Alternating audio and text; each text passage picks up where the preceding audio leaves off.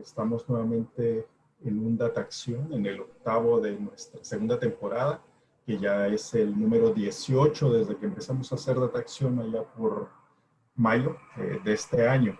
Y bueno, en esta ocasión traemos dos grandes temas, más bien un gran tema, que es hablar de las juventudes en Centroamérica. Tanto desde el punto de vista de las respuestas institucionales que se le han dado a las necesidades de la juventud, como un estudio que ha hecho Infosegura a partir de una encuesta de más de 9,000, que se pasó a más de 9,000 jóvenes en el norte de Centroamérica. Los resultados les vamos a presentar ahora. Algunos de los resultados, análisis y hallazgos de este estudio serán presentados esta tarde con ustedes, y es un gusto para toda esta dinámica tener acá, como siempre, a Jairo Acuña, el líder del equipo de gobernabilidad del Centro Regional del PNUD, a Marcela Smoot, la coordinadora del PNUD Infosegura, y para entrar ya en materia luego, nos acompañarán Randall Brenes del PNUD de Costa Rica, oficial de Desarrollo Humano y Gobernabilidad. Randall nos hará una introducción de la visión del PNUD en Costa Rica en el tema de juventud, y también nos acompaña Jairo Vargas Agüero, el viceministro de Paz de Costa Rica, que nos presentará un caso del modelo de los centros cívicos de Costa Rica, desde donde se brinda atención a los jóvenes y las jóvenes en Costa Rica. También para presentar el estudio de Infosegura tendremos a Juan Pablo Gordillo del PNUD Infosegura, que es el coordinador regional adjunto para el proyecto.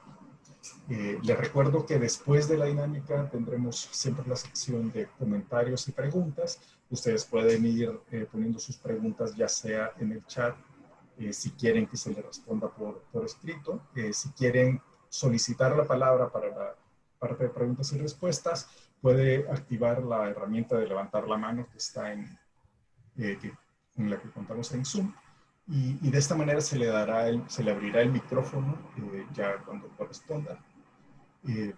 Otras indicaciones son que a los ponentes tienen un tiempo, y para ayudarles a controlar cuánto va durando su presentación, les aparecerá un punto rojo cuando les queden 3 minutos, y el segundo punto rojo cuando ya les quede 1 minuto para terminar la presentación. Sin más, damos inicio a esta tarde. Otra vez, bienvenidos, gracias por acompañarnos, y gracias a Jairo Acuña, a quien le dejo la palabra para abrir formalmente esta acción. Adelante, Jairo. Elmer, colegas, muchísimas gracias. Estamos en una nueva normalidad y trabajando todos desde casa. Tengo un inconveniente, que el vecino está taladrando porque está cambiando el piso del apartamento de arriba. No sé si se está escuchando el taladro, si se escucha fuertemente, pero yo nada más quisiera entonces darle la palabra a Marcela para que tal vez ella inicie, y ya cuando tal vez en el cierre, Marcela, pueda yo hacer mis reflexiones sobre la importancia de la juventud y los temas de seguridad hoy en día. Muchas gracias. Muchas gracias, Jairo. Muy buenas tardes a todas y a todos. Es un gusto reunirnos otra vez en esta 18ª sesión de los jueves para analizar temas de seguridad ciudadana en la región de Centroamérica. Quiero agradecerles a los panelistas que me acompañan el día de hoy, particularmente al señor viceministro de Paz, Jairo Vargas, de Costa Rica, y a mi colega Randall Brenes de PNUD Costa Rica. Agradecerles a mis colegas del equipo Infosegura, y por supuesto a todas y todos los colegas de las instituciones contrapartes con que trabajamos, tanto del Estado, sociedad civil, y a mis colegas de PNUD y otras agencias del sistema. Hoy vamos a concentrar nuestra discusión en un tema que es de importancia fundamental para la región de Centroamérica, de América Latina en general, pero de Centroamérica en particular. Vamos a tratar el tema de la seguridad ciudadana y fundamentalmente centrarnos en el tema de las juventudes en Centroamérica, las vulnerabilidades, el tema de resiliencia humana que afecta a la población joven de Centroamérica. Quizás solamente voy a, muy rápidamente, porque tenemos dos experiencias sumamente ricas de las que vamos a hablar, pero poner un poquito en contexto por qué para el PNUD y por qué para el equipo Infosegura es tan importante centrarnos en el análisis de este grupo poblacional y particularmente en el tema del análisis de vulnerabilidades, temas vinculados a desarrollo y a seguridad. Centroamérica es una región mayoritariamente joven. Y muchos de los jóvenes que viven en Centroamérica enfrentan numerosas vulnerabilidades, enfrentan exclusión, formas de exclusión y también múltiples formas de violencia. Para ponernos en contexto, las personas menores de 30 años en Centroamérica representan el 57% de la población en el año 2020. Estamos hablando aproximadamente de 31 millones de habitantes. Uno de cada 4 adolescentes en edad de asistir a la escuela secundaria no lo está haciendo. Casi 4 millones de jóvenes de la región, que son el 25%, no estudian ni trabajan de una manera remunerada, también en la región de Centroamérica, solo para dar algunos datos relacionados con las vulnerabilidades que enfrenta la población joven. De la misma manera, la población joven se ve impactada, afectada por múltiples formas de violencia. La violencia, podemos decir que en Centroamérica tiene un rostro joven. Para citar algunos números o algunos datos relacionados con la problemática que afecta a la juventud, quisiera mencionar que en la última década, en la subregión, 75.000 jóvenes entre 15 y 29 años fueron víctimas de violencia homicida. Corresponde prácticamente al 46% del total de víctimas de homicidio. Igualmente, en la última década, las instituciones en Guatemala y en El Salvador recibieron aproximadamente 40.000 denuncias de niñas, niños y jóvenes desaparecidos. Aproximadamente la mitad eran mujeres. En el año 2019, 15.000 denuncias de violaciones se recibieron en Centroamérica. 8 de cada 10 víctimas de violación eran mujeres menores de 30 años de edad. Más de la mitad de los suicidios registrados también en el 2019 en Guatemala y Honduras eran niñas, niños y jóvenes. Solo para citar algunos datos que nos ilustren cómo impacta la problemática de la violencia a la juventud, a la niñez y a la juventud en la región centroamericana. Mencionar también que la violencia impacta de manera diferenciada a los hombres y a las mujeres jóvenes. En el caso de las mujeres jóvenes, los delitos sexuales, la desaparición de mujeres, el homicidio, la violencia en el seno familiar son fuertemente la población joven está fuertemente afectada por estos delitos. En el caso de los jóvenes hombres, predominantemente el delito que más les afecta es el homicidio, sin embargo también se registran desaparición, delitos sexuales, de manera tal que trabajar el tema de la población joven es crucial y entender mejor esta problemática para nosotros es clave para poder avanzar en las políticas públicas de seguridad ciudadana, pero entender cómo afecta de manera diferenciada a la población para responder de manera específica a estos grupos y de manera más efectiva. El día de hoy vamos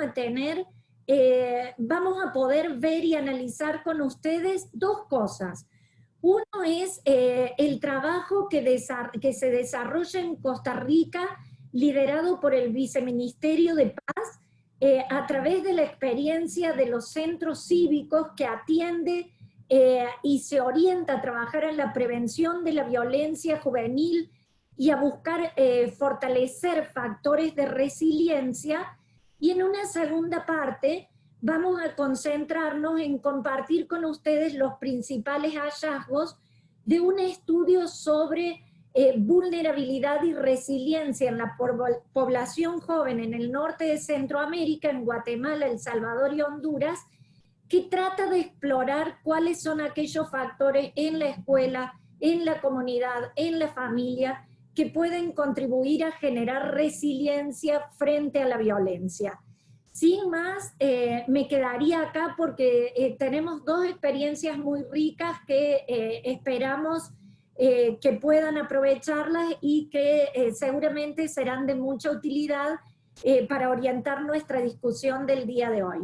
Muchas gracias una vez más por acompañarnos y por supuesto muchísimas gracias a USAID como siempre por el apoyo para la implementación del proyecto regional InfoSegura. Muchas gracias, Marcela. Muchas gracias, Jairo. Esperamos tener oportunidad de escucharte sin taladros al final. Vamos a dar continuidad a la materia que ahora nos ocupa y para eso vamos a entrar a Costa Rica, primero escuchando a Randall Brenes del PNUD de Costa Rica y luego al viceministro de Paz de Costa Rica, Jairo Vargas Agüero. Adelante, Randall, y bienvenidos. Muchas gracias y muy buenas tardes. Un saludo a todos y todas las colegas del proyecto. Agradecidos también con AID por el apoyo que nos da para poder tener este sitio de discusión y de enriquecimiento mutuo entre los proyectos nacionales. Saludo especialmente al viceministro de Paz de Costa Rica, don Jairo Vargas, que nos ha hecho el favor de acompañarnos y de compartir una experiencia que tengo la suerte de conocer muy de cerca y que la verdad creo que es muy interesante y presenta muchos aprendizajes. Por eso mi participación es especialmente una introducción a esa experiencia y espero ser corto para aprovechar el mayor tiempo posible al viceministro. Mi objetivo es especialmente subrayar la importancia de dos actividades para la prevención de la violencia y el mejoramiento de la seguridad ciudadana. La primera es la generación y análisis de evidencia empírica y la otra es el diseño e implementación de políticas públicas. Tal vez yo mencionaría una tercera actividad indispensable para completar esa ecuación, que es garantizar de alguna manera la relación entre ambas, porque aunque esto pueda parecer innecesario, resulta que en la realidad hay una permanente desconexión no permanente, pero a menudo se presenta una desconexión entre el desarrollo e implementación de políticas y la información. La información estadística y la evidencia empírica son indispensables para la toma de decisiones oportunas y efectivas en materia de políticas públicas. Es urgente que el abordaje de los desafíos que enfrentan nuestras sociedades, que ahora están seriamente agudizados por los efectos socioeconómicos de la COVID-19, esté basado en información verificada, obtenida por medios científicos e interpretada por análisis técnicos especializados. Lo contrario representa solo especulaciones con un escaso efecto, con un altísimo costo para la inversión pública y solamente termina siendo una mayor postergación en la atención a las necesidades vitales de las personas. Desde ese punto de vista, la información estadística no debe dejar de verse como un registro histórico, como a menudo se le ve, y que en realidad sea un ejercicio permanente de descripción y análisis científico de la realidad. Porque más que una fotografía, tiene que verse como una película que no solo nos permite ver el recorrido de las variables en el tiempo, sino que también nos ofrece la oportunidad de generar prospecciones y escenarios que son necesarios para la toma de decisiones y la anticipación de problemas, y así valorar posibles efectos y costos de oportunidad que puede tener asumir o no asumir determinadas acciones. En otras palabras, nos permite establecer cuáles son las opciones y capacidades de incidencia en una determinada realidad según hagamos o dejemos de hacer algunas acciones o apliquemos instrumentos de política pública. Esta información claramente puede ser de mayor o menor calidad y por lo tanto de menor utilidad. También puede significar un promedio de la situación, que es muy común en nuestros países. Ya el informe de desarrollo humano del PNUD del año anterior nos recordaba la importancia de ir más allá de los promedios para analizar la realidad. Pero en nuestros países insistimos a veces nos regocijamos un poco en los promedios nacionales, que terminan invisibilizando las asimetrías y las desigualdades en los territorios, en los grupos y poblaciones. En este caso es especialmente importante ver las desigualdades, o sea, cómo se agudizan las desigualdades por género, pero también a través de un análisis interseccional ver cómo se agudizan por motivos etarios, en este caso para los jóvenes. Porque como bien mencionaba Marcela, si nos asomamos a las oportunidades de empleo, al cambio del paradigma del empleo frente a la cuarta revolución industrial, los promedios educativos en nuestros países, la población penitenciaria, la población que es víctima del homicidio desagregada por rangos etarios, vemos a jóvenes, principalmente hombres en ese caso, y que están entre los 15 y los 29 años. Entonces es un tema que tenemos que observar y reconocer. Por otro lado, nos encontramos las acciones de la institucionalidad frente a esa realidad, y esas son vamos hablando del desarrollo de políticas públicas. Pueden o no responder a la ciencia de los datos, o pueden tomarse a partir de la intuición, como suele suceder. En materia de seguridad ciudadana tenemos plagado la región y nuestra historia de ese tipo de políticas. Podemos estar entonces frente a políticas desconectadas de las realidades particulares que se aplican como una niveladora y que desconocen la etiología de los problemas, los factores de riesgo, las capacidades, los recursos de protección que se pueden implementar, sino simplemente se pasa un tamiz igual para todos. Y hay que hacer políticas públicas a la medida.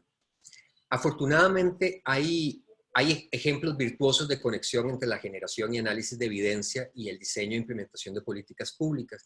Y yo creo que la experiencia que nos va a presentar el viceministro, que él lidera actualmente y a la que ha estado vinculado por muchos años, es una ocasión, es un buen ejemplo de cómo se tiene que utilizar la información para desarrollar una política pública que responda a esas realidades. Yo me voy a tomar brevemente una licencia porque por algunas casualidades de la vida, siempre personales, me he pasado vinculado a estas dos áreas, tanto al proyecto Infosegura y en lo que ha derivado a hacer la Comesco y todo el fortalecimiento de la generación de información, y también todo un proyecto de largo alcance que terminó derivando en la construcción de los centros cívicos. Entonces, más que un actor, es un testigo de todo este proceso. Y por eso lo digo con mucho afecto, pero también con buen conocimiento de cómo se desarrollaron y se entretejieron estos temas. Yo tuve oportunidad desde el PNUD de acompañar procesos de fortalecimiento de la información en el Observatorio de la Violencia del Viceministerio de Paz, más adelante en el proyecto que dio origen a Infosegura, en el desarrollo del diagnóstico local sobre fuentes de violencia, y en la creación de la unidad técnica que después derivó en la Comesco y que ha mejorado sensiblemente la generación de información en esta materia en el país, con el liderazgo de Oscar y de Natalia, con el trabajo de Oscar, con el apoyo de Carol. Y después, al mismo tiempo, en ese marco, se generó un proyecto de trabajo comunitario, por ahí de hace unos 9 años, de implementación en comunidades de alto riesgo para trabajo en jóvenes, visibilizando la necesidad de generar acciones desde la institucionalidad para atender a esa población y en sus propios contextos comunitarios. Ese proyecto resultó en la idea desde el gobierno de la necesidad de generar espacios permanentes y la presencia institucional potente en esas comunidades para hacer transformaciones para la vida de esos jóvenes. Y eso fue evolucionando para convertirse en un empréstito del Banco Interamericano de Desarrollo que permitió al gobierno de Costa Rica financiar la construcción de estos centros cívicos, equiparlos y ponerlos en funcionamiento. En ese proceso también de construcción, equipamiento y puesta en práctica, también tuve la oportunidad de colaborar y vi el proceso, cómo se fue gestando y cómo se fue creando uniendo la información disponible, la información de base, la información estadística, el análisis prospectivo y cómo se fueron generando soluciones en campo para poner en marcha esos proyectos. Eso muestra las grandes posibilidades que el manejo óptimo de la información nos puede dar para apuntar con precisión al desarrollo de políticas públicas que de verdad respondan a las necesidades de las poblaciones. ¿Cuáles conclusiones podemos tener? Ya para terminar, no es posible hacer política pública de calidad sin información. La información debe trascender las hojas de Excel y los gráficos y colocarse en un lugar principal en la toma de decisiones y también en la evaluación de esas decisiones. También hay que reconocer que dejar de lado la evidencia no solo se explica por el desconocimiento de los tomadores de decisiones, sino también porque a veces marca un camino muy difícil. A veces es el más largo, pero el camino correcto. Entonces a veces hay resistencias a seguirlo. A veces el populismo nos puede llevar hacia otros lugares más fáciles, pero con resultados pobres. Desde ese punto de vista, la generación de información no solo debe entenderse como un trabajo científico, a veces excluyente, a veces elitista, porque a veces es difícil de comprender en ciertos niveles, pero también tiene que verse como una labor de comunicación y de educación que acerque a las personas a la explicación de la realidad en que viven y a las posibles soluciones para mejorarla. Solo así lograremos que frente a la desinformación rampante, las fake news, las respuestas fáciles, el populismo, podamos orientar acciones de políticas que atiendan a los problemas estructurales que aún persisten. Los centros cívicos por la paz, por ejemplo, ahora con apoyo del proyecto regional Infosegura, está generando toda una plataforma para mejorar la calidad de la información que recibe de los jóvenes digamos, que se registran y que se afilian al centro cívico, para poder dar un seguimiento mucho más preciso de cada persona y cuáles son sus avances y cuáles son los resultados que se logran. Yo creo que eso es, como les decía, un buen ejemplo de cómo llevar, caminar la ruta desde la generación de la información hasta la realización de políticas públicas en las comunidades, para las personas, para transformar sus realidades. Yo termino aquí y les agradezco su atención y le doy paso a mis colegas. Cambio. Gracias, Randall, por esta introducción al caso del Ministerio de Paz y los centros cívicos. Damos la bienvenida al viceministro de Paz, Jairo Vargas. Bienvenido y adelante. Bueno, buenas tardes a todos y a todas. Marcela, es un placer de verte. Randall, aunque lo tenemos cerca, pero en temas de pandemia siento la misma proximidad a vos que a Marcela.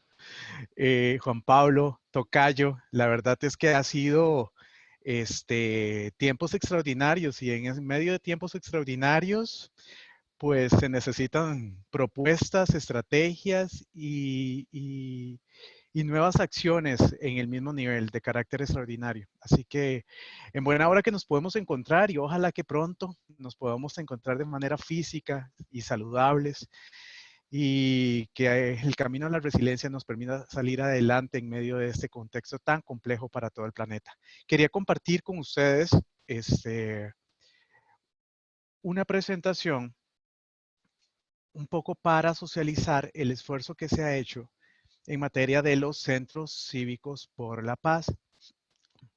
Contar que en efecto la ley de los centros cívicos por la paz se firmó en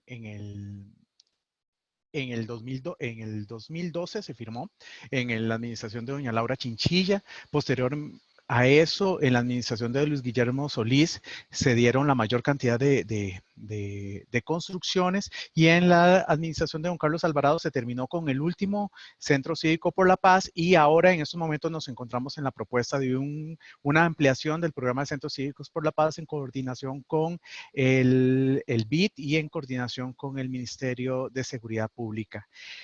El tema al cual me convocan es resiliencia y juventud, y alinearlo en materia de los centros cívicos por la paz. En ese sentido, yo creo que es importante entender el contexto en el cual trabaja Costa Rica en materia de intervención social. Nosotros tenemos un Plan Nacional de Desarrollo que tiene diferentes capítulos. Uno de esos capítulos es el de seguridad humana, y ese capítulo se ve de manera operativa articulado a través del área de articulación presidencial en seguridad humana. Esta área de articulación presidencial tiene liderazgo el IMAS, el ministro de Desarrollo Humano, y hay una estrategia social que se llama Puente al Desarrollo, el cual involucra 5 puentes. Puente al Bienestar, que se refiere procesos de acompañamiento, coayudas institucionales estatales, Puente al Trabajo, que involucra los componentes tanto de empleabilidad como de emprendimiento, Puente a la Comunidad, que atiende todos los procesos de movilidad, asentamientos informales y otros espacios de prevención situacional en particular, Puente al Agro, que acompaña los procesos productivos rurales, y Puente a la Prevención, que está orientado a los procesos de convivencia ciudadana y seguridad. En Puente a la Prevención somos 3 instituciones las que acompañamos: el Petit Comité, que es el Ministerio de Cultura y Juventud, el Ministerio de Seguridad Pública y el Ministerio de Justicia y Paz. Ministerio de Justicia y Paz por tener la rectoría en materia de prevención de la violencia, Seguridad por tener la rectoría en materia de seguridad ciudadana, y Cultura y Juventud por tener la rectoría en materia de juventudes, puesto que ellos son los protagonistas de muchísimas de las acciones y de los procesos de articulación que estamos gestionando. En colaboración con el PNUD, tuvimos la posibilidad de redactar un documento que se le llama Agenda Nacional de Prevención de la Violencia. Es el manual operativo que tenemos en Costa Rica para operativizar o desarrollar procesos desde Puente a la Prevención. En particular, desarrollamos un marco conceptual, utilizamos estadísticas y también para la definición de territorios, y ahí involucramos 4 grandes combos de números, de datos y de historias. Involucramos hechos violentos, estamos hablando de suicidio, homicidio, violaciones, tacha, hurto, robo, delitos contra la ley de psicotrópicos, contra la violencia doméstica, contra violencia contra la mujer. Agregamos algunos indicadores sociales también, como tasas de desempleo, índices de pobreza, expulsión educativa. Hablando de expulsión educativa, también elementos asociados a juventudes, entendiendo que a partir que los números, como bien planteaba Marcela, el protagonista de la violencia es la persona joven, tanto como víctima, como victimario, y ahí agregamos paternidades y maternidades tempranas, expulsiones educativas, actos violentos en centros educativos, en fin, algunos otros datos que están asociados al tema de juventudes. Y finalmente, otro de los agregados que hicimos en ese momento fueron datos penitenciarios. Hicimos una caracterización de cuáles son las características en particular de las personas privadas de libertad, cuáles son sus condiciones, cuáles han sido los factores de riesgo que los han llevado a las cárceles, y a partir de esas descripciones, pues tomar decisiones a nivel territorial. Es importante entender que las personas privadas de libertad en Costa Rica tienen algunas cosas bastante en común. Una es que efectivamente viven procesos de desigualdad y de poco acceso a sus necesidades básicas. También han sido personas que han sido expulsadas del sistema educativo y que no han terminado sus procesos formativos, pero en particular tenemos cárceles llenas de personas jóvenes. Y eso es importante entenderlo por el tema del modelaje que se hace dentro de los procesos, ya sea de sus círculos primarios o de sus círculos secundarios. Toda esta cantidad de datos nos permitió definir 40 territorios. Estos 40 territorios son los 40 territorios prioritarios en Puente a la Prevención y son prioritarios para la estrategia social de Puente al Desarrollo, y se ven beneficiados de una u otra forma con las programáticas de los 5 puentes que coordinan las diferentes instituciones dentro del componente de seguridad humana. Ahí identificamos enfoques que específicamente los datos nos tiran que sean de género, como lo apuntaba también Marcela hace un rato. Efectivamente, los hombres y las mujeres viven la violencia de una manera muy distinta. El tema de juventudes como un espacio no solamente por ser la mayor cantidad de población que tiene el país, sino también por las condiciones de construcción de identidad que tienen y su habilidad multiplicativa de mostrar y enseñar todo lo que han aprendido, ya sea lo bueno o ya sea lo malo. Y también procesos claramente de enfoques de derechos humanos y de cogestión, entendiendo que Costa Rica en este mapeo presentó más de 216 programas de prevención de la violencia. Sin embargo, solo 6 se automencionaron en sí, a pesar de que todos respondieron que articulaban de una u otra forma. pero efectivamente el tema de la cogestión era un elemento importantísimo. Y en fin, hay otros elementos dentro de la agenda de prevención de la violencia que nos orientan el proceso de cómo vamos a trabajar, en particular de niveles de prevención, ya sea primaria, secundaria, terciaria, pero también nos da una cantidad de factores protectores que hay que gestionar y fortalecer. Frente a esta gran cantidad y la particularidad territorial que tiene la forma o la dinámica en que estos factores se deben de acompañar en las comunidades, se decidieron dividir en 3 grandes bloques: los factores protectores asociados a autocuido y cuido, los factores de protectores asociados a la inclusión social y los factores protectores asociados a la convivencia y cultura de paz. Todo esto con el fin de gestionar procesos de articulación en los 40 territorios. Aquí les presento, a partir de esas cifras, ¿cuáles son los territorios prioritarios? Son todos los que son azul oscuro. Los celestes son los cantones, o lo que en otros países conocen como municipios, y los azules son los distritos. Lo que está en verde son estratégicos, que si bien es cierto, no están en el ranking de los hechos violentos, sí tienen algunas condiciones de vulnerabilidad que los pueden insertar rápidamente en estos círculos de violencia y por lo tanto son importantes de atender. Frente a eso y en coherencia con esta estrategia territorial se desarrolla el programa de Centros Cívicos por la Paz. Son 7 centros cívicos los que tenemos y sus áreas de influencia son los distritos que anteriormente les estaba mostrando en el mapa, específicamente según su cantón. Estamos hablando ahí que acompañan 13 de los 40 distritos prioritarios. Un centro cívico es un lugar para los y las adolescentes y los jóvenes. Se considera que es un territorio joven, en particular por el componente de juventudes que tiene nuestra Agenda Nacional de Prevención de la Violencia y se involucra de manera completa a esta población dentro de nuestras ofertas. Ahora, entendemos que estos son procesos integrales donde también involucramos otros miembros de la comunidad que benefician de una u otra forma, directa o indirectamente, a los chicos y a las chicas.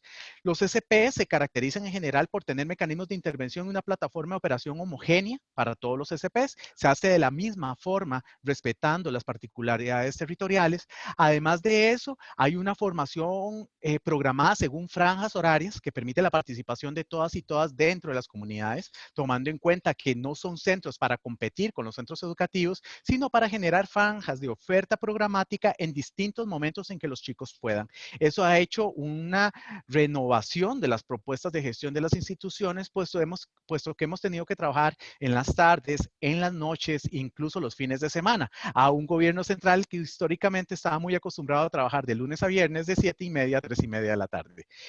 También es importante entender que es de acceso voluntario y gratuito todas las ofertas que se dan dentro de ese lugar. Es un territorio joven, seguro y respetuoso de las diversidades. Tenemos claros los principios de la democracia y los recursos de cultura, arte, recreación, deporte, tecnología y todos estos elementos que suman en la oferta para los chicos y las chicas. Tenemos una planificación anual que se hace con todas las instituciones y la operación en horarios no tradicionales que ya les iba hablando. Frente a eso, las oficinas de recursos humanos, las oficinas de planificación estratégica y las oficinas de jurídicos las hemos vuelto un poco locas en el tema de cómo contextualizar el histórico que venían haciendo las instituciones en estos nuevos condominios institucionales que están articulados por un modelo rector. Nuestra población prioritaria es la población en adolescente en condiciones de desventaja social y de 13 a 17 años. Sin embargo, tenemos trabajo con chicos de primera infancia y tenemos trabajo con jóvenes adultos que recién han entrado a su adultez, un poco para evitar este saldo mortal entre ser menor de edad y mayor de edad, y en el caso de los chicos y chicas de primera infancia, para acompañarlos en procesos y hábitos. Específicamente aquí, una de las cosas que más se benefician son las escuelas de crianza, con las cuales desarrollamos procesos con las familias. Sin embargo, aunque la persona adolescente es el protagonista, entendemos que bajo el enfoque de prevención integral, cualquier cosa que trabajemos con sus hermanos pequeños, con sus familias, con los líderes y lideresas de la comunidad y con la institucionalidad, van a beneficiar de manera directa o indirecta a estos chicos y chicas. Por lo tanto, no es raro en un centro cívico que haya un proceso de emprendimiento para madres. madres. No es nada raro que haya escuelas de crianza para tíos y tías. No es nada raro que haya activaciones para personas de 6, 7, 8, 9 años. En fin, esa programática se da porque sabemos que eso va a beneficiar directamente a los chicos. Es un proceso de innovación territorial, buscan nuevos arreglos institucionales, convenios, cartas, acuerdos, también forman parte de la comunidad y desarrollan e involucran a la comunidad dentro de su infraestructura por medio de diferentes estrategias y diferentes estructuras. Se constituyen como comunidades creativas de aprendizaje donde los chicos nos ayudan a desarrollar los caminos de formación, promueven vías alternas de resolución alterna de conflictos, donde cualquier tipo de oferta que sea fuera de un centro cívico es muy distinto cuando se da dentro, porque ahí los procesos de articulación y de aula conjunta es una constante. Y algo importante, no son centros de atención para personas con problemas, sino son espacios de prevención donde todas y todas tenemos cabida. Hay algunos elementos importantes con los cuales trabajamos. La ley 9025, que es la que rige los objetivos de los centros cívicos, también el modelo de prevención de la violencia que tienen los centros cívicos y un manual de convivencia donde nos acompañó UNICEF en el proceso de construcción, que es una ruta de protocolos frente a cualquier hecho violento que se dé dentro del espacio. No es lo mismo reaccionar frente a un skater, el cual se le descubre la presencia de alguna droga dentro del espacio en un centro cívico, así se encuentra afuera. Los procesos de intervención y de incorporación y de facilidades de inclusión son distintas cuando se desarrolla en un centro cívico, que no es expulsivo, sino que es inclusivo. Los principios y supuestos, toda persona, institución, organización que participe con nosotros tiene que tener una estricta observancia de los derechos humanos y en apego a los principios de la democracia, promoción de la paz, justicia social, laicidad, inclusión y respeto a la diversidad e igualdad de género, presunción de buena fe, probidad, transparencia, legalidad, celeridad, eficiencia y eficacia en la actividad administrativa. Al estar en procesos locales, la obligatoriedad a una respuesta rápida es muy significativa. Todas las fotos que tienen de fondo son partes de los centros cívicos que tenemos nosotros instalados en el país. El modelo preventivo tiene 3 componentes, tal cual también lo plantea la agenda. Un eje temático de cuido de autocuido, un proceso de inclusión social, un proceso de convivencia y cultura de paz que involucra esos diferentes programas que ustedes pueden ver ahí en los círculos, que son ofertas programáticas, cursos, procesos, etcétera, etcétera, etcétera, que se desarrollan en el espacio. Y tenemos un componente importante que hemos desarrollado con UNICEF también en ese momento, que se llama Centros Cívicos Sin Paredes, que son los procesos de itinerancia. Es cuando salimos de las 4 paredes de los centros cívicos para que las cosas que pasen dentro del centro cívico puedan suceder en otros espacios que no tienen la suerte de tener esta infraestructura. Es importante entender que frente a las necesidades del contexto COVID-19, el eje de inclusión social se está tomando cada vez más fuerza y más obligatoriedad de atenderlo, en el sentido de la reincorporación al sistema educativo, la permanencia en el sistema educativo, el fortalecimiento de habilidades blandas, el fortalecimiento de habilidades empleadoras, los procesos de intermediación laboral, de emprendimiento y, en fin, cualquier tipo de escenario o programa que les permita a las personas incorporarse en la agenda económica. Los componentes del modelo tienen una oferta de información, formación, acción relevante, una habilitación y de gestión del espacio seguro, inclusivo, un servicio de referencia, unos centros cívicos sin paredes y un sistema de registro y monitoreo. Y, sin embargo, estos elementos ahorita los vamos a transformar de manera de reto. Pero, bueno, aquí es importante demostrarles, bueno, ese es el centro cívico de Pocosí. Y tenemos una estructura bien compleja. Tenemos una estructura donde existen los programas de Centros Cívicos por la Paz, una estructura nacional, una estructura local y un montón de esfuerzos y de articulación para que todas las instituciones que forman parte del programa de Centros Cívicos podamos caminar en una misma dirección, la cual ha sido muy complejo porque todas las instituciones tenemos escenarios distintos. Participan todas estas instituciones que ven ahí, de una u otra forma, facilitando procesos, recursos, técnicos, personas facilitadoras, etcétera.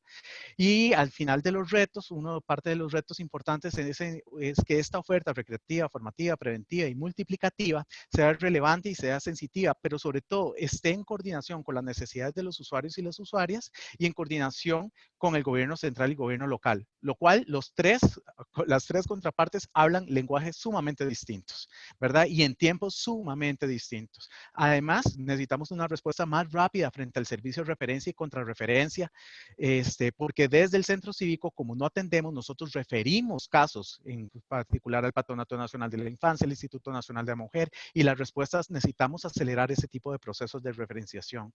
También un fortalecimiento de centros cívicos sin paredes, porque cada vez nos damos cuenta que es más necesario estas ofertas para la recuperación de espacios públicos, salones comunales, polideportivos y otros espacios que tienen las comunidades y que tienen carencia de este tipo de oferta preventiva.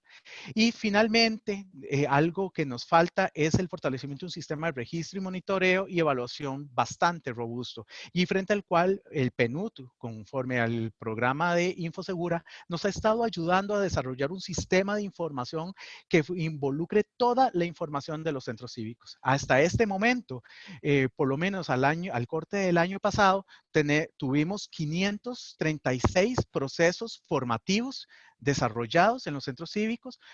Atendimos a 9.987 personas, de las cuales el 53% era población adolescente entre 13 y 17 años. También pudimos hacer 66 sinergias interinstitucionales de coproducción sustantiva, donde todas las instituciones pusieron recursos y personal técnico. Más de 53,000 personas utilizaron estos espacios. El año pasado desarrollamos 536 préstamos de las instalaciones a la sociedad civil, y eso involucró a más de 18,000 personas. Y todos estos números los hemos hecho hasta este momento con Exceles, con Google, con formularios, con hojas. Y la verdad, si bien es cierto, hemos podido mantener la claridad del impacto real de los centros cívicos, sí es cierto que el aporte que ha hecho PNUD en este momento para que toda esta información salga de una manera más expedita, más oportuna para poder tomar decisiones en la oferta programática que se está necesitando en estos espacios, se está haciendo vital. En este momento, la verdad, yo siento que los centros cívicos es el proceso más complejamente hermoso que tenemos nosotros en nuestro país, y los procesos de fortalecimiento, en particular el acceso rápido y oportuno a la información de todo lo que está pasando en estos centros. Como ven, pasan miles de cosas, es más que necesario. Así que, dejándolo hasta aquí, les agradezco montones el espacio, y bueno, un saludo desde Costa Rica a todos y a todas. Muchas gracias, viceministro. Una exposición clara, extensa. Vimos un caso extraordinario de implementación de una política pública de acciones inspiradas en datos y sobre todo bajo la consigna de no dejar a nadie atrás y incluir a los jóvenes en este proceso. En esta misma lógica, vamos a seguir ahora con la presentación de un estudio que ha realizado el PNUD desde hace algunos años, basado en más de 9,000 encuestas que se pasaron en el norte de Centroamérica, y se trata de una mirada a las juventudes centroamericanas en el norte de la región, que está a cargo de Juan Pablo Gordillo, coordinador adjunto del PNUD Infosegura. Adelante, Juan Pablo, y bienvenido. Gracias, Elmer y colegas. Gracias, Jairo, ante todo por esa presentación tan magistral del caso de Costa Rica, que para todos es muy relevante en cuanto al tema de resiliencia trata. En el marco de lo que yo les quiero presentar es uno de los estudios que desarrollamos desde el proyecto, intentando cubrir todo el norte de Centroamérica, y donde en primer lugar yo quisiera referirme a una historia de vida. Siguiente, por favor. Esta historia de vida es la de María, un nombre hipotético de una de las chicas que entrevistamos en la serie de entrevistas que tuvimos en cada uno de los territorios en Guatemala, Honduras y El Salvador. Ella desde muy temprana edad, acá ustedes ven su ciclo de vida, sufrió abusos, negligencia, tenía un padre alcohólico, tenía necesidades emocionales no cubiertas por su madre, tuvo relaciones sexuales hacia los 13 años, tuvo una relación abusiva con una pareja desde los 13 años, entró en el mundo del alcohol empezó a faltar a clases en su escuela, abandonó finalmente sus estudios y digamos que su trayectoria de vida no era muy promisoria debido a toda esta serie de factores de riesgo acumulados que tenía durante toda su niñez, desde los 16 años. Entra entre los 16 y 17 un programa de prevención que ella misma decide incorporarse en su comunidad, ve cómo este programa le ayuda a empezar a sanar esas heridas y genera habilidades que van mitigando los efectos negativos sobre su vida de todos estos factores de riesgo, y se propone a sus 18 años, cuando le hicimos la entrevista, como se autoevalúa como una persona que apoya a otros jóvenes y que tiene una mirada de vida, digamos, propositiva hacia futuro para apoyar a otros jóvenes.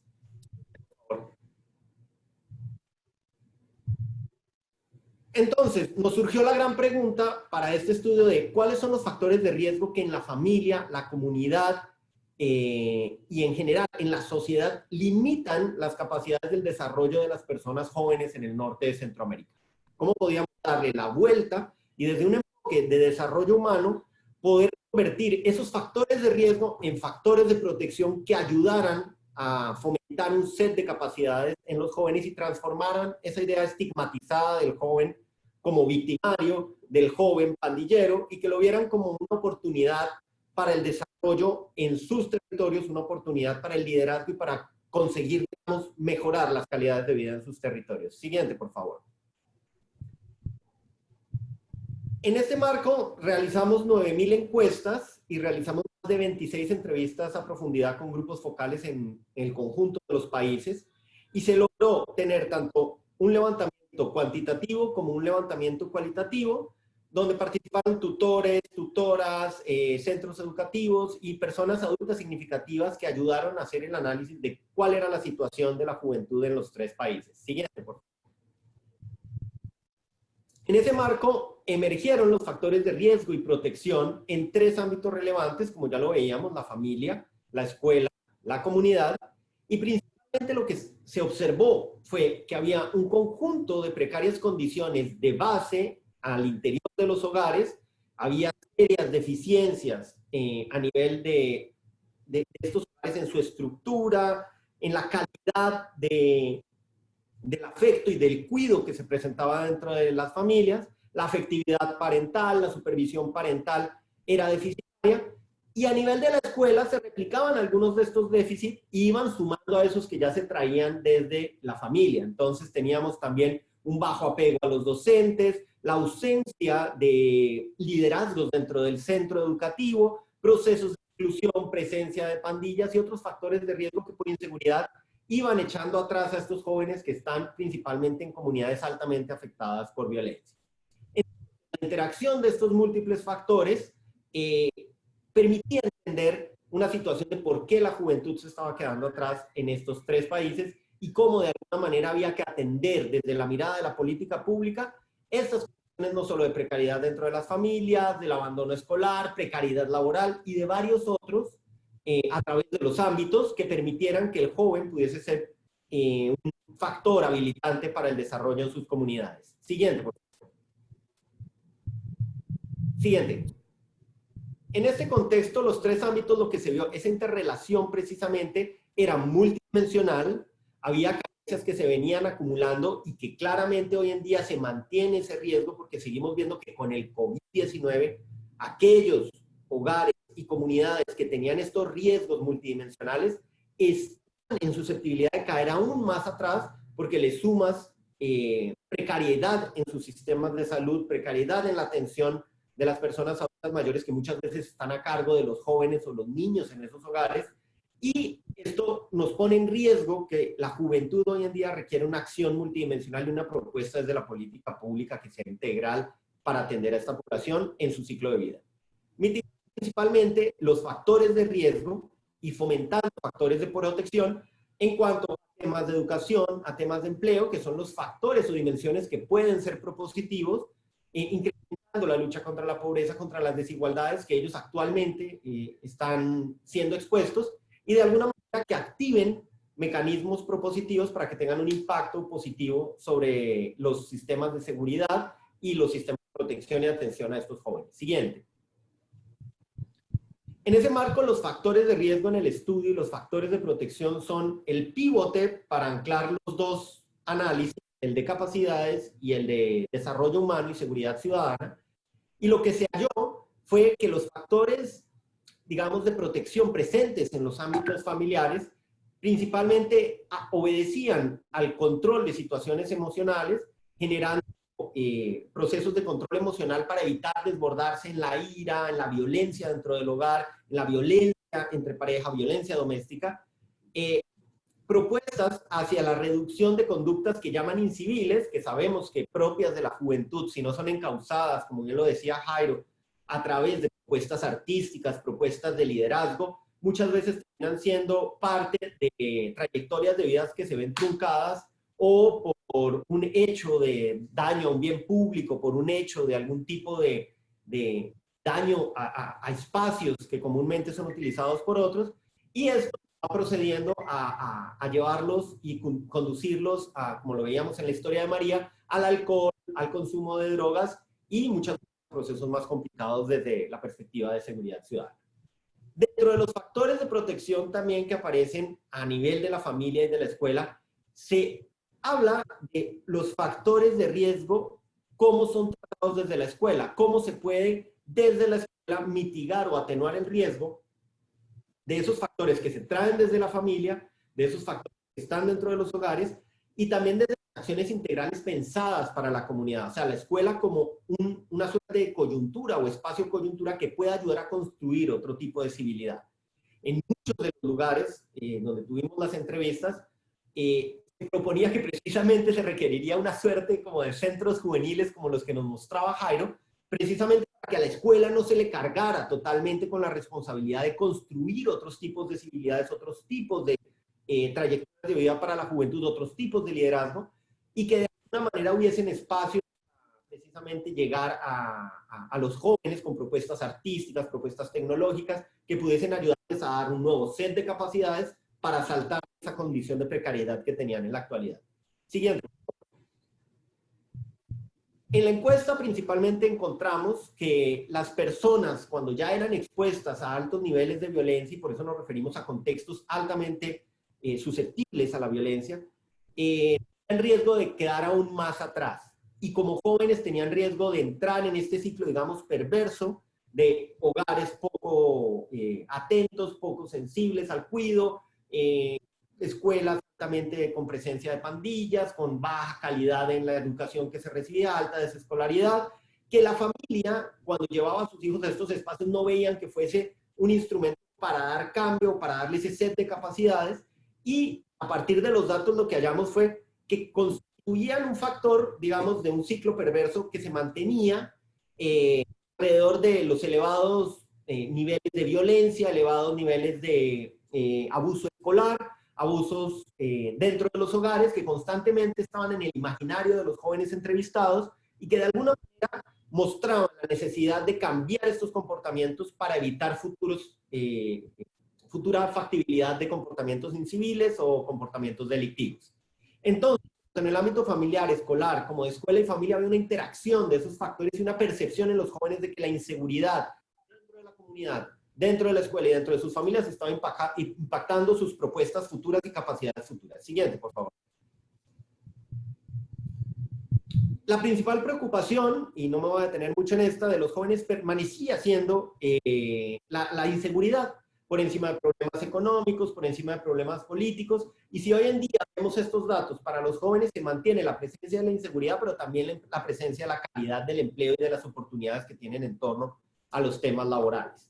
Esto representa un reto para cada uno de los gobiernos en cómo brindar oportunidades y sets de capacidades que ayuden a salir de esa crisis en la que muchas veces la juventud está sumida por falta de un cambio al interior con las percepciones de sesgo sobre la juventud como principal victimario y cómo lo transformamos para que sea la juventud precisamente una fuerza propositiva para la subregión. Siguiente, por favor.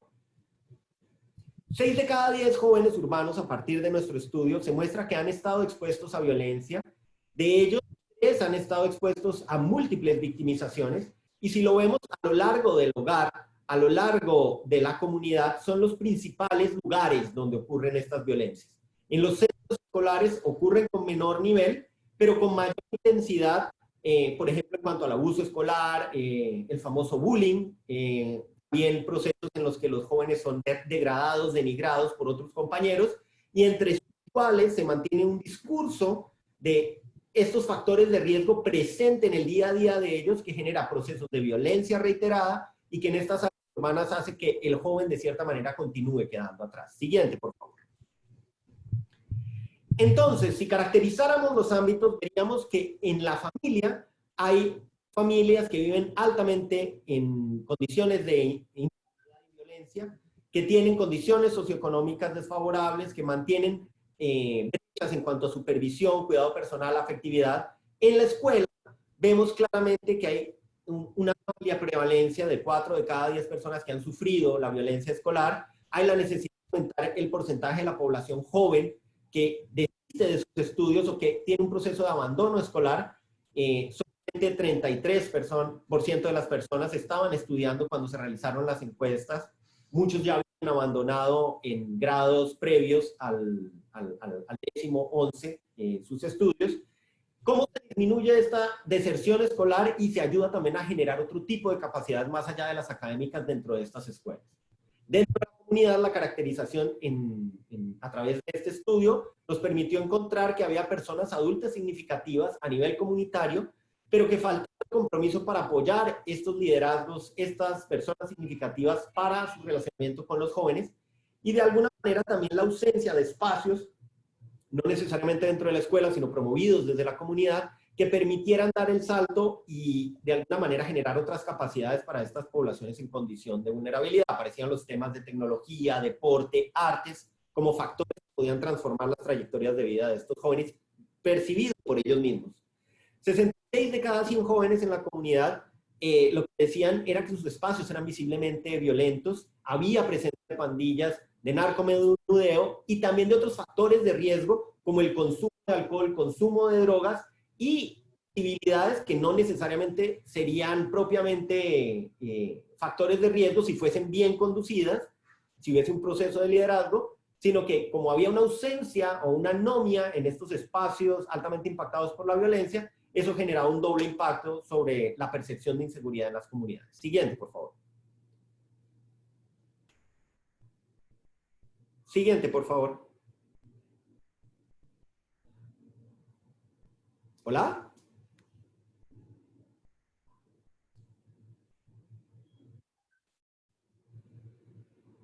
Creo que se les quedó parada la presentación. Bueno, les sigo contando. En cuanto a estos ámbitos, luego de haber hecho la caracterización, teníamos en que la familia principalmente se encontraba en conflicto en el interior de los hogares. 15.3 de las personas declararon que había conflictos dentro de los hogares irresueltos, falta de capacidades de diálogo al interior de los hogares. Las familias eran encabezadas por jóvenes a cargo, o sea, son niños y jóvenes cuidando niños. Teníamos un proceso de familias encabezadas por jóvenes y aparte de ello que les dejaban al cuidado de niños que no necesariamente eran responsabilidad de ellos, sino de un hermano o una hermana. Esto en el 46.1 de los casos.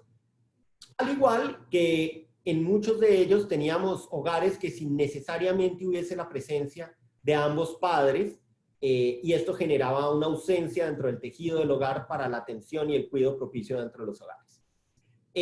Principalmente las propuestas de política pública orientadas a la familia deberían ser hacia desarrollar estos factores de cuidado, a poder promover el diálogo, la integración dentro de las familias, porque los datos y las evidencias lo que nos iban presentando era precisamente una anomia no solo que iba desde la comunidad hasta las familias, sino que también de alguna manera proveía deficiencias en cuanto a las capacidades para responder cuando tuviesen los jóvenes sus futuras familias.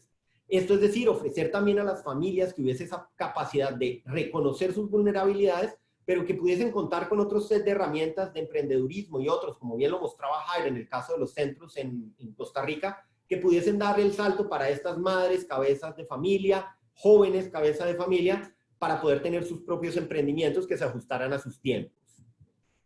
Siguiente, por favor.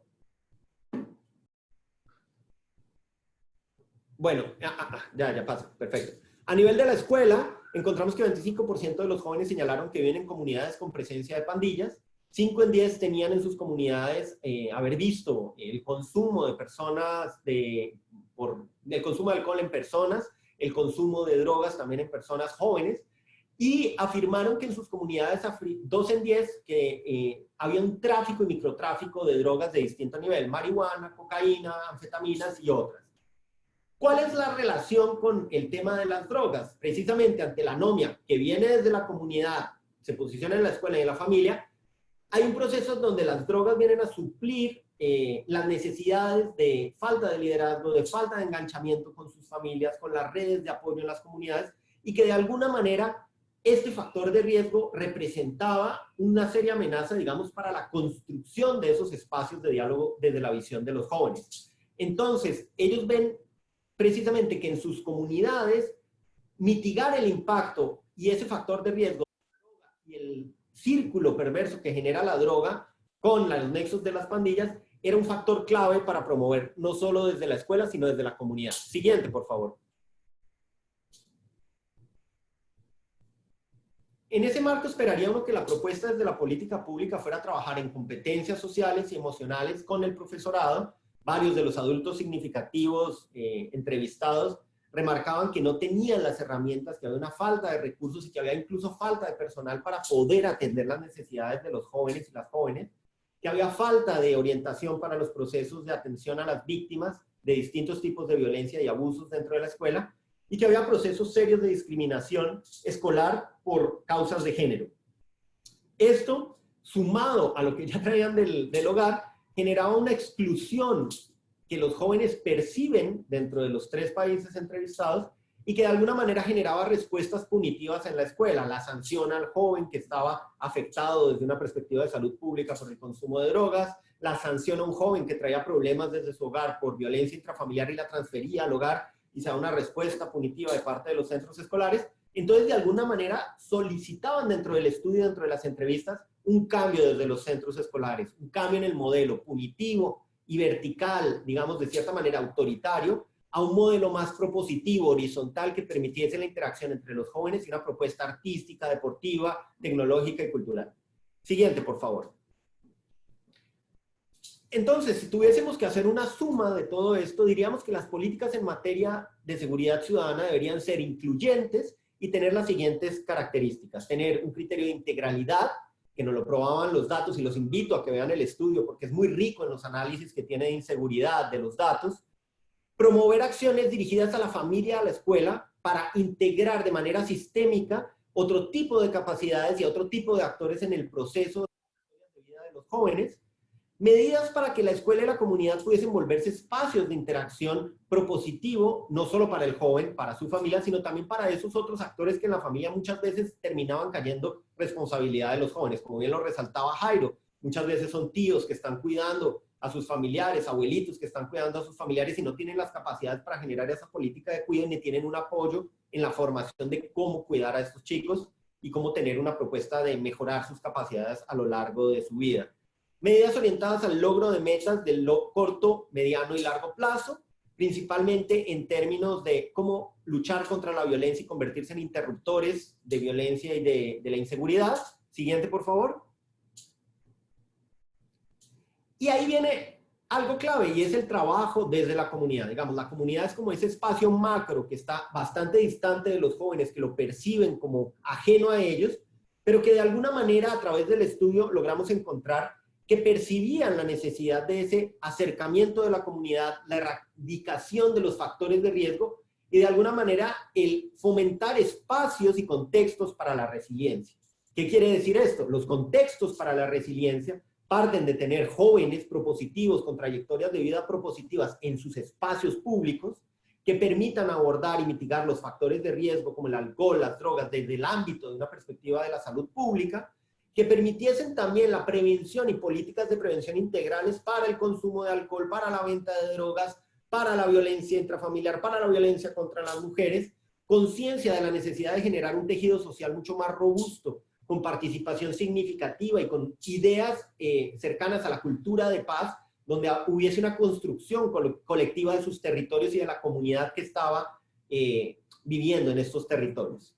y de alguna manera también abordar con integralidad la visión del problema de las pandillas, porque no necesariamente es solo el joven pandillero, sino también es todo el círculo social y familiar que está alrededor del pandillero que necesita un abordaje desde la prevención. El trabajo comunitario con prevención, con interrupción de violencia, y de alguna manera que evite esa visión tradicionalmente punitiva que se ha venido trayendo para muchos de estos grupos, para los círculos expandidos de los grupos pandilleriles. Siguiente, por favor. Bueno, dentro de otras que se tienen también estaba la transformación institucional de la policía, precisamente por eso que vemos hoy día en muchos de nuestros países con el COVID, la necesidad de la progresividad en el uso de la fuerza. 22 a 24% de las personas entrevistadas en Guatemala y en Honduras lo que nos decían es que la policía probablemente cuando captura a un criminal lo suelta, que más del 12% de ellos abusa de la fuerza al generar estas capturas o al hacerlo en contra de otros jóvenes. Entonces el proceso de progresividad de la fuerza es sumamente necesario para poder trabajar desde la institucionalidad con los jóvenes y en la prevención de la inseguridad en los territorios. Como lo decíamos, la tolerancia cero ante el acoso y abuso sexual, los programas de sensibilización en temas de género, de derechos humanos, había un alto desconocimiento en cuanto a los procesos de derechos humanos y los factores propositivos que desde la juventud como protagónica dentro del escenario político, público, se pueden generar. Y de alguna manera también intervenciones orientadas a la protección de personas adolescentes frente a posibles agresiones sexuales, agresiones y abusos físicos en sus comunidades. Siguiente. Tenemos así que en el texto, y estas son las propuestas que ustedes van a encontrar sumamente ricas dentro del estudio que hemos hecho, de alguna manera se propondría que al intertejer estos tres espacios y poder generar una interoperabilidad entre ellos tres, se podría fomentar una trayectoria de vida mejor para los jóvenes, sembrar resiliencia en los territorios y que se conviertan en territorios de resiliencia que promuevan el romper con estos shocks sucesivos que han venido sufriendo los jóvenes al interior de sus escuelas, al interior de sus hogares, y que en sus trayectorias de vida son como heridas, que bien señalaba María, que son necesarias ir sanando. Y esto se sana con la intervención del Estado, con la intervención de programas comunitarios propositivos y que de alguna manera ayuden a orientar y canalizar, como decía Jairo, a los jóvenes hacia una propuesta de vida mucho más enriquecedora. Siguiente. De alguna manera, en resumen, estamos hablando que ante los jóvenes que crían jóvenes y niños en Centroamérica, lo que necesitamos son políticas de cuidado y empleo temprano. Ante la movilidad social de los jóvenes que se ve afectada por el miedo y la inseguridad, políticas de prevención situacional y social. Ante el rol claro de protección que tienen frente a las oportunidades de calidad, trabajo de calidad, escuela de calidad, y que estos jóvenes necesitan un soporte integral porque ya no es el modelo tradicional, se requieren políticas de liderazgo, afectividad y diálogo familiar, escolar, articuladas y propositivas dentro del seno de las escuelas y de otros espacios como los centros cívicos. Y frente al continuum de los jóvenes con el miedo por la inseguridad, el control territorial por grupos al margen de la ley y varios otros riesgos y factores de riesgo que se exponen en estos territorios, se requieren políticas de oportunidades y participación significativa. ¿Qué quiere decir eso?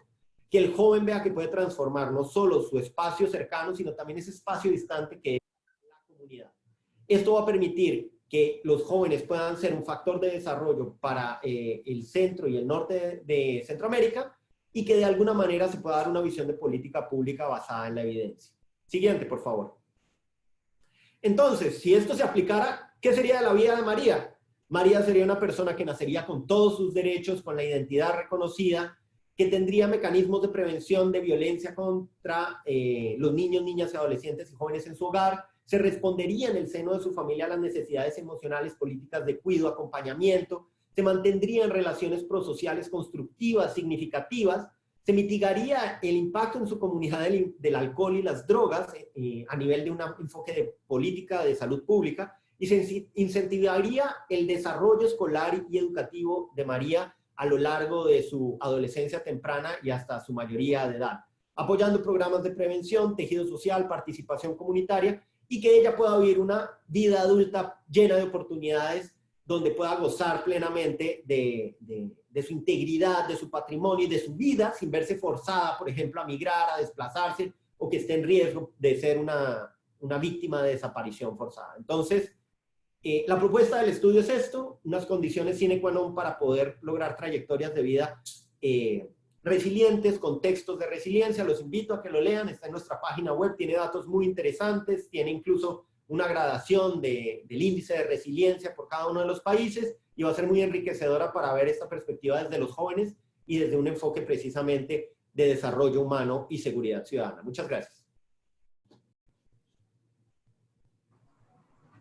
Muchas gracias, Juan Pablo, por esta presentación. Es una presentación bastante puntual, el estudio es bastante extenso, entonces el esfuerzo por sintetizar ha sido grande, pero la idea es precisamente que si usted quiere acceder a ver el estudio completo, un estudio muy interesante, hay varias vías. Una de ellas es seguir como les pusimos en el chat, inscribirse a nuestro boletín, que el lunes próximo estará enviando ya los links para poder descargar este estudio y también los estudios presentados en los de acción anteriores, lo que se refieren a seguridad ciudadana, también lo que se refieren a movilidad y que han sido los grandes bloques que se han presentado durante los de acción de esta segunda temporada. Si se suscribe a nuestro boletín, va a recibir ahí las invitaciones a nuestras actividades y también las publicaciones, los links directos para que se pueda descargar estas publicaciones. Y ahora les dejamos también en el chat el link directo para poder ver este estudio. También los invitamos a visitar nuestro sitio web www.infosegura.org. Vamos a entrar ahora a la sección de preguntas y respuestas. Los invito a usar la herramienta de levantar la mano que está en el chat para pedir la palabra, y nosotros con gusto les abrimos el micrófono para que puedan participar a viva voz en esta conversación. Hay algunas preguntas que están en la sección de preguntas y respuestas. A quienes las han puesto ahí, les damos un chance por si quieren levantar la mano y darles micrófono, y si no, les damos lectura para que los panelistas puedan responder. Si ese es el caso, hay una que en la sección de preguntas y respuestas sale como un espectador anónimo. Es una pregunta interesante, le voy a dar lectura yo. Dice: los pueblos indígenas experimentan algo más que exclusión social y bajos ingresos. Si estos ciudadanos no tienen representación en el Congreso Nacional y la Corte Suprema de Justicia, es fácil deducir porque son excluidos de cuestiones básicas. ¿Qué hace el PNUD considerando esta lógica de pensar, enfatizando en el ámbito de los jóvenes? Es una de las preguntas. También hay otra pregunta que viene sumada en este mismo ámbito, la voy a dar a leer. Es de Carmen Aida González, que dice: ¿qué opciones tienen los jóvenes cuando al continuar viviendo en su hogar no les permite salir del círculo de abuso físico, violencia y abuso de alcohol y drogas? Existen opciones de residencias u hogares amigables, no los tradicionales albergues o centros estatales para jóvenes, sino sitios donde reciban los cuidados emocionales y las oportunidades de aprendizaje para desarrollar sus capacidades. Esta era la pregunta de Carmen Aide González. Dejo estas dos preguntas interesantes, complejas, van dirigidas, bueno, tanto a Juan Pablo como a Jairo. Así es que paso la palabra para dar una primera ronda de respuestas.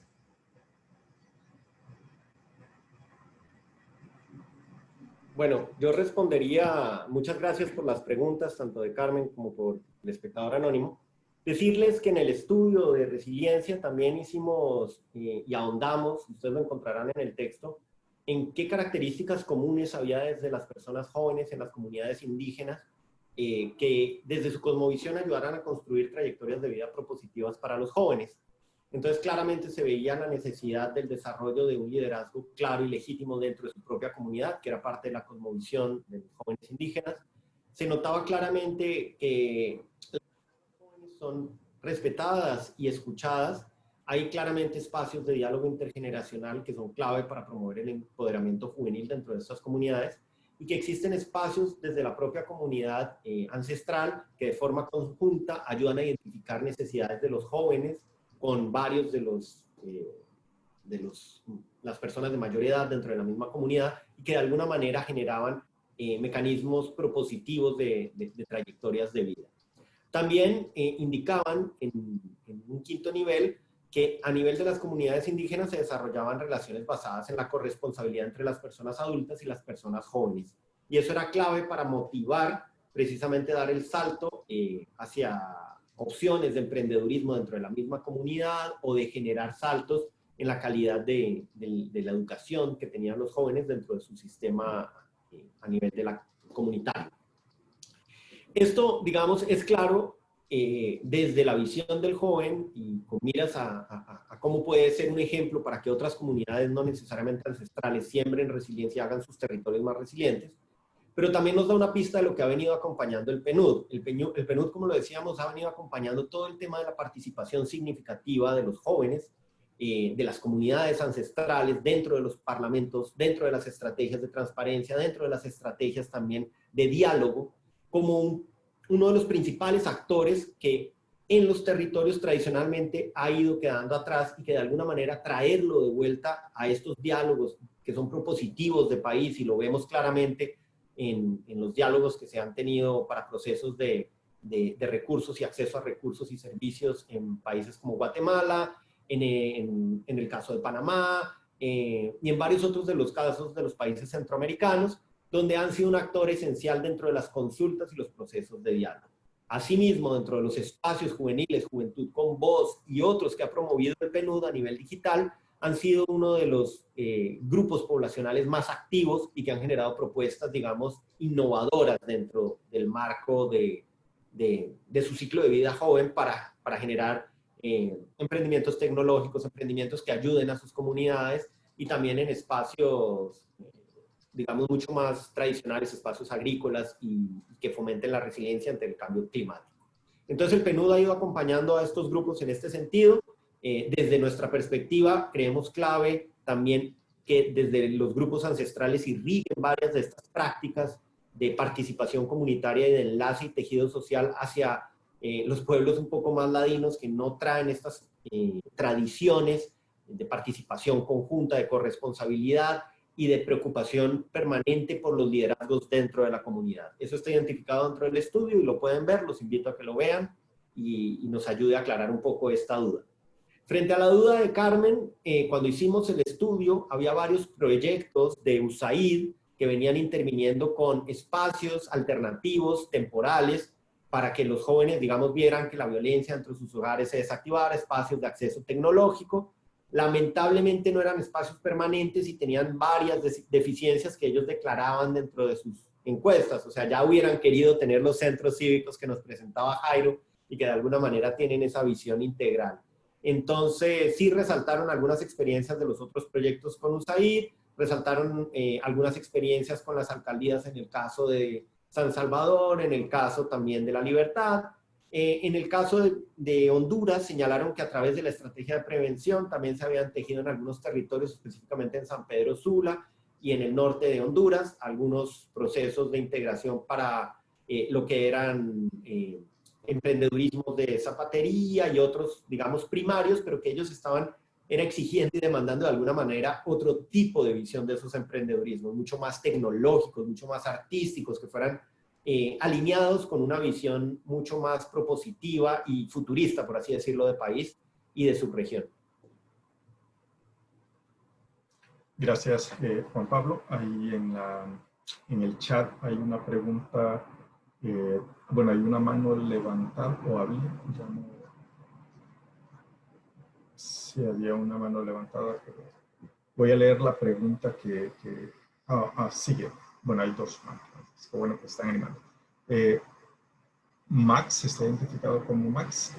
Solamente les pido, le vamos a dar micrófono. Max, por favor, te pedimos identifiques y decir de dónde nos hablas para tener un contexto de dónde es tu pregunta.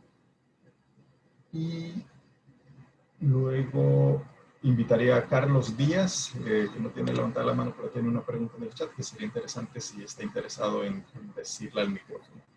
Empezamos con Max. Si Carlos te animas, levanta la mano y te abrimos micrófono. Adelante, Max, ya tienes el micrófono disponible.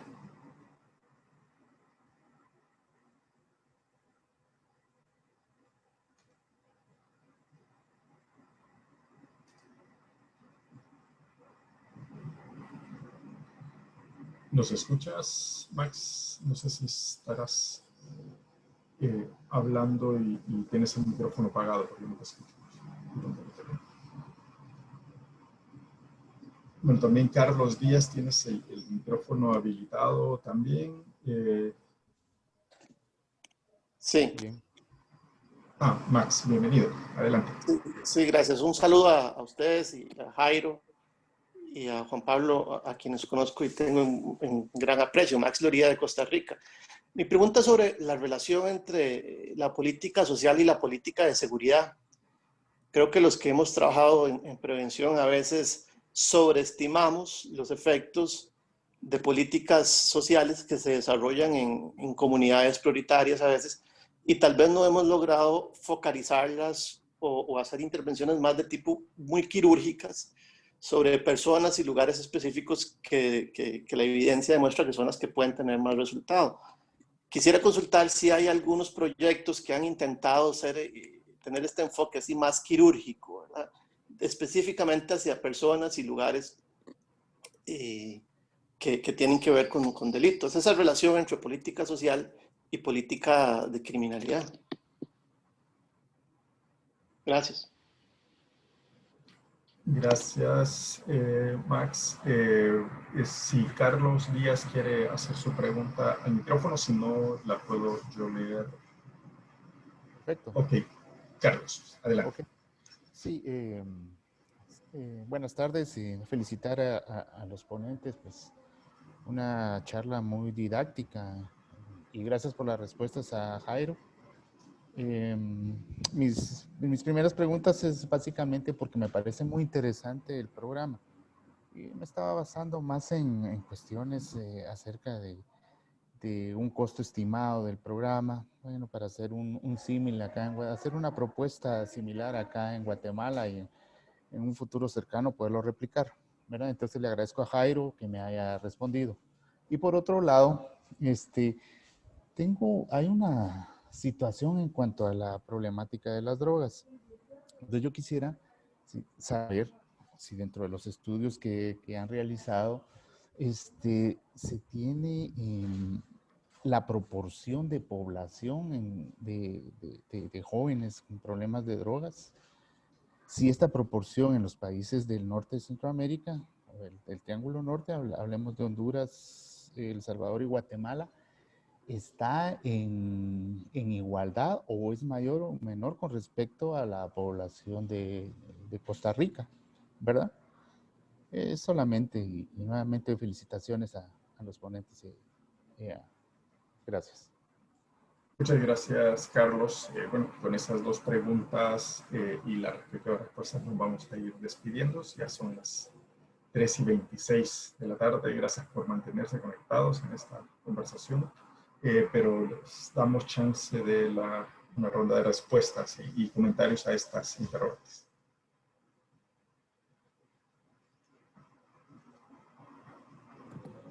Sí, del lado del estudio, Carlos, te diría que un estimado dentro de las encuestas que hicimos, las más de 9,000 encuestas que hicimos, de la totalidad de población que consume drogas no se tiene. ¿Por qué? Porque pues, nadie te va a decir ni declarar abiertamente que es consumidor de drogas cuando en muchos de los países eso se considera delito y dentro de las encuestas muchas veces no hay un mecanismo de autorreporte de este tipo de cosas. Ha habido estudios, por ejemplo, con la calidad del agua y otros que se han estimado, pero han sido más a nivel de ciertos municipios, con temas mucho más puntuales, por los hallazgos en basureros, incluso de algunos tipos de jeringas, papeletas, etcétera, que no necesariamente te dan una idea de la totalidad del universo de quienes consumen. Sin embargo, en el estudio de resiliencia, logramos establecer que 48% de personas encuestadas presenciaron el consumo de drogas dentro de los centros educativos. A su vez, encontramos que de 3 personas en 10 habían presenciado también el consumo de drogas y la venta de drogas dentro de su comunidad. Y aquí es importante también diferenciar, porque cuando tú hablas del proceso de venta de drogas, es un proceso, digamos, más de law enforcement, más del uso de mecanismos de control y de mitigación de esos mercados negros de la droga. Pero cuando hablas de consumo, es necesario atenderlo con una política orientada desde el enfoque de salud pública, porque estás hablando con una persona que debido a sus trayectorias de vida se ha visto también sujeta a ciertos tipos de droga que generan dependencia y que de alguna manera salir de esa dependencia fisiológica requiere un abordaje también de salud y de prevención para que precisamente no recaiga y que otras personas en su círculo familiar cercano o en su comunidad tampoco se vean presas de ese mismo consumo, dado que esta persona lo consume, ¿no? Y pueda ser un ejemplo para otros, ¿no?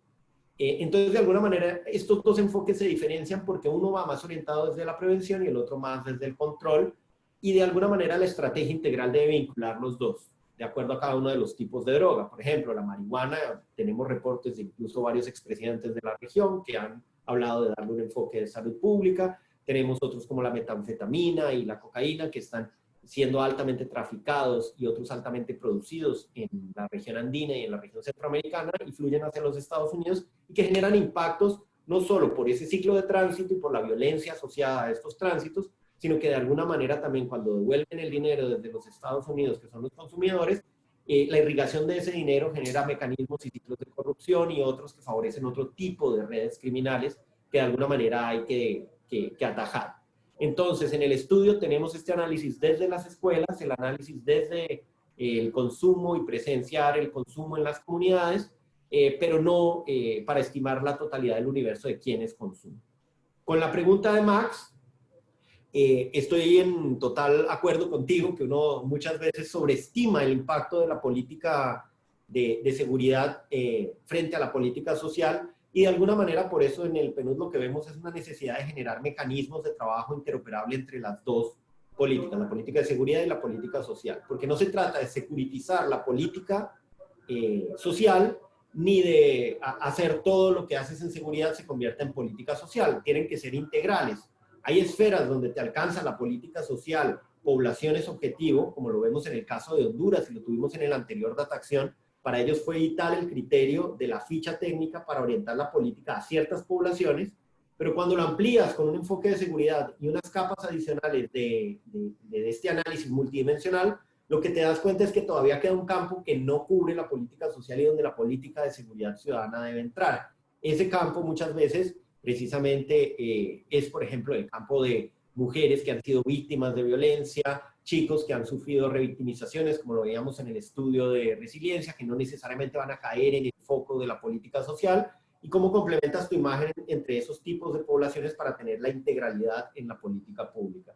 Yo creo que esa integralidad y esa interoperabilidad es la que brinda el beneficio para precisamente prevenir que te vayas a un extremo o al otro. Gracias, Juan Pablo, por estas respuestas. Gracias a todos por sus preguntas, por sus comentarios, por sus aportes, inquietudes. El estudio, ya pusimos el link en el chat. También les ponemos una invitación para inscribirse en nuestro boletín para recibir en conjunto todos los estudios y las presentaciones que se han realizado en nuestros DataAcción de esta temporada. Y visitar también nuestro sitio web, infosegura.org. Y estar pendiente en nuestras redes sociales para que así puedan estar al tanto de la información que estamos publicando constantemente. Pasaría la palabra entonces a Marcela Smoot para unas palabras de cierre y luego nos despedimos. Muchas gracias, Elmer. Gracias a todos los que compartieron en sus intervenciones, en sus preguntas, en sus comentarios el día de hoy. Realmente muy rico, muy enriquecedor, muchísimas ganas de de comentar cosas en relación a las preguntas importantes que desarrollaron. Les recomiendo realmente que puedan revisar la investigación, donde van a encontrar mucha información relacionada con los temas que planteaban, el tema no solamente del consumo de drogas, pero también el consumo problemático de alcohol en la región de Centroamérica como un factor también vinculado con hechos de violencia, el papel de los adultos significativos, de los docentes significativos para construir espacios de resiliencia en relación al punto que mencionaba Carmen, en relación al punto de Max sobre el tema de la relación entre la política social y la política pública, mencionar que hemos tenido también oportunidades de Infosegura de apoyar el desarrollo de herramientas que nos permitan ir focalizando o entendiendo cuáles son las áreas geográficas y grupos poblacionales más afectados por violencia y por inseguridad a partir del desarrollo de herramientas a partir de los datos que se han generado y datos que se pueden generar o conseguir en cada uno de los países.